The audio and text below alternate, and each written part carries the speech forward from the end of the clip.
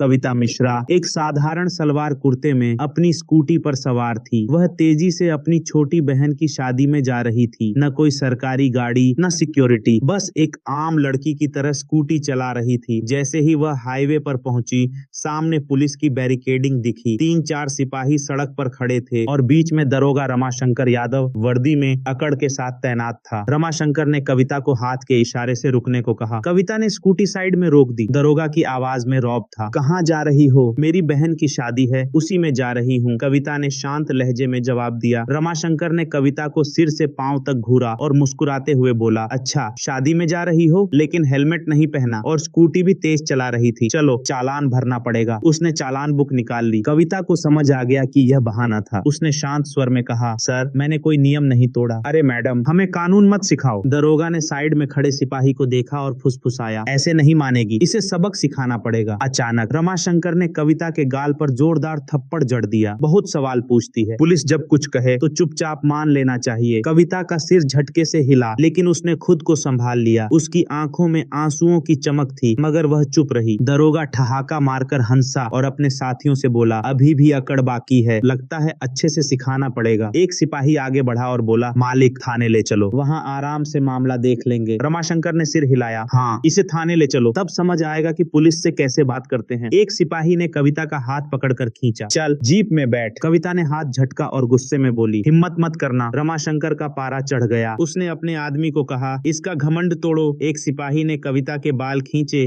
और जबरदस्ती घसीटने की कोशिश की। कविता दर्द से कराह उठी, लेकिन उसने अपनी पहचान छुपाए रखी। वह देखना चाहती थी कि ये लोग कितनी नीचे गिर सकते हैं। तभी एक सिपाही ने गुस्से में कविता की स्कूटी को लात मार दी। बड़ी शरीफ बनती है, अब तेरा खेल खत्म। कविता अब सब समझ चुकी थी। दरोगा की आंखों में गुस्सा और अहंकार था। उसने चिल्लाकर कहा, बहुत देखे हैं तेरे जैसे अकड़ू लोग, पुलिस से भिड़ेगी? अभी ले चलो इसे थाने, वहीं समझाएंगे। एसडीएम कविता मिश्रा अब भी चुप थी। उसने अपनी पहचान बताने का कोई इरादा नहीं किया। वह देखना चाहती थी कि प्रशासन कितना भ्रष्ट हो चुका है। थाने पहुंचते ही रमाशंकर ने जोर से चिल्लाया, चाय पानी लाओ, स्पेशल केस आया है। कविता शांत थी, हर हरकत को गौर से देख रही थी। वह समझ रही थी कि आम जनता के साथ पुलिस कैसा व्यवहार करती है। रमाशंकर ने अपने जूनियर से फुसफुसाया, कोई भी केस डाल दो, चोरी, झपटमारी, जो भी हो, बस अंदर डालना है। कविता सब सुन रही थी, लेकिन उसने कोई प्रतिक्रिया नहीं दी। दरोगा टेबल पर बैठ गया और कलम घुमाते हुए बोला, नाम बता, घर का पता बता। कविता चुप रही। रमाशंकर ने मेज पर जोर से हाथ मारा, सुनाई नहीं देता? नाम बता। रेखा त्रिपाठी। कविता ने झूठा नाम बताया। रमाशंकर हंसा, बड़ी समझदार है तू, लेकिन ज्यादा चालाकी मत कर। कविता को जबरदस्ती एक गंदे बदबूदार लॉकअप में डाल दिया गया। वहाँ पहले से 2 महिलाएं बैठी थीं। एक ने पूछा, क्या किया तूने? कुछ नहीं,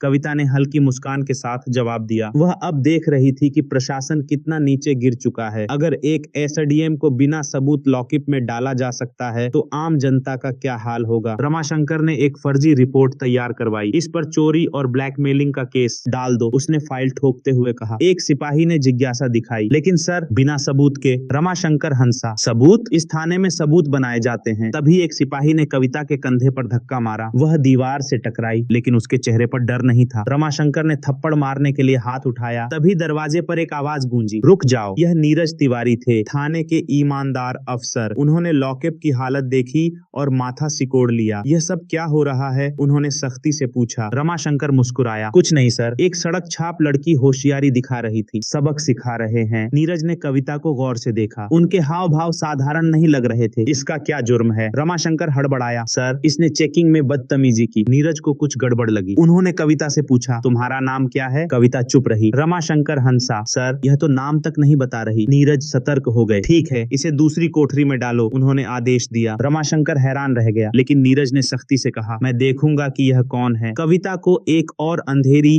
गंदी कोठरी में डाल दिया गया। वहाँ टूटा टेबल और जंग लगा रॉड पड़ा था। कविता प्रशासन का असली चेहरा देख रही थी। अचानक एक सिपाही भागता हुआ आया, सर बाहर एक सरकारी गाड़ी खड़ी है। रमाशंकर चौंका, कौन आया है? सिपाही ने घबराते हुए कहा, डीएम साहब। रमाशंकर का चेहरा सफेद पड़ गया। नीरज भी सतर्क हो गया। डीएम साहब ने थाने में कदम रखा। उनकी आंखों में गुस्सा था। दारोगा रमाशंकर, यह क्या चल रहा है? रमाशंकर घबराया, कुछ नहीं साहब, बस एक मामूली केस था। डीएम ने कविता की फाइल उठाई और पढ़ी। उनका माथा सिकुड़ गया। इस महिला पर 420 और ठगी का केस, सबूत क्या है? रमाशंकर फंस चुका था। डीएम ने कविता से पूछा, आपका नाम? कविता ने पहली बार मुस्कुराते हुए कहा, कविता मिश्रा। एसडीएम। पूरा थाना सन्न रह गया। आया। रमाशंकर के पैर कांपने लगे। जिसे वह ठग समझकर फंसाने की कोशिश कर रहा था वह खुद एसडीएम थी। डीएम साहब ने घूरते हुए कहा, रमाशंकर तुम्हारी हिम्मत कैसे हुई एक एसडीएम पर झूठा केस डालने की। रमाशंकर कुछ बोलने ही वाला था कि नीरज ने कहा, सर मैंने पहले ही कहा था कि कुछ गड़बड़ है। कविता ने सख्त स्वर में कहा, रमाशंकर तुम सस्पेंड हो, तुम्हारे खिलाफ जांच होगी और केस दर्ज किया जाएगा। रमाशंकर के होश उड़ गए। तभी उसने जेब से कागज निकाला और हंसते हुए कहा, यह देखिए मेरा ट्रांसफर ऑर्डर। 3 दिन पहले मेरा ट्रांसफर हो चुका है, अब आप मुझे सस्पेंड नहीं कर सकती। थाने में सन्नाटा छा गया। कविता ने कागज लिया और पढ़ा। डीएम ने पूछा, क्या यह असली है? नीरज ने ऑनलाइन रिकॉर्ड चेक किया और कहा, हाँ सर कागज असली है, लेकिन रमाशंकर ने अभी कार्यभार नहीं सौंपा, वह अभी भी इस थाने का प्रभारी है। कविता ने रमाशंकर की ओर देखा और कहा, अब तुम्हारी जगह तुम्हारी जेल में होगी, इसे गिरफ्तार करो। डीएम ने आदेश दिया। जैसे ही रमाशंकर को पकड़ा गया उसने चिल्लाया, रुकिए, मैं अकेला नहीं हूँ, इस थाने में सब मेरे साथ हैं, कड़ियां ऊपर तक जुड़ी हैं। कविता ने डीएम की ओर देखा और कहा, इस पूरे थाने की जांच होनी चाहिए। डीएम ने तुरंत एंटी करप्शन टीम बुलाई। जांच शुरू होते ही कुछ सिपाहियों के चेहरे पीले पड़ गए। एक हवलदार ने कविता के सामने हाथ जोड़े, मैडम